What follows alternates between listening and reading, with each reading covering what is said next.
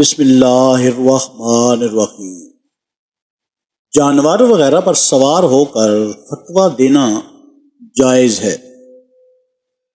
ہم سے اسماعیل نے بیان کیا، ان سے مالک نے ابن شہاب کے واسطے سے بیان کیا، وہ عیسیٰ بن طلحہ بن عبداللہ سے عبید اللہ سے روایت کرتے ہیں، وہ عبداللہ بن عمرو بن العاص سے نقل کرتے ہیں کہ حجۃ الوداع میں رسول اللہ صلی اللہ علیہ وآلہ وسلم لوگوں کے مسائل دریافت کرنے کی وجہ سے مینا میں ٹھہر گئے، تو ایک شخص آیا اور اس نے کہا کہ میں نے بے خبری میں ذبح کرنے سے پہلے سر مڑا لیا۔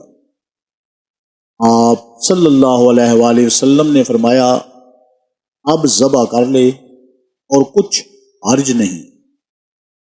پھر دوسرا آدمی آیا، اس نے کہا کہ میں نے بے خبری میں رمی کرنے سے پہلے قربانی کر لی۔ آپ صلی اللہ علیہ وآلہ وسلم نے فرمایا، اب رمی کر لے اور پہلے کر دینے سے کچھ حرج نہیں۔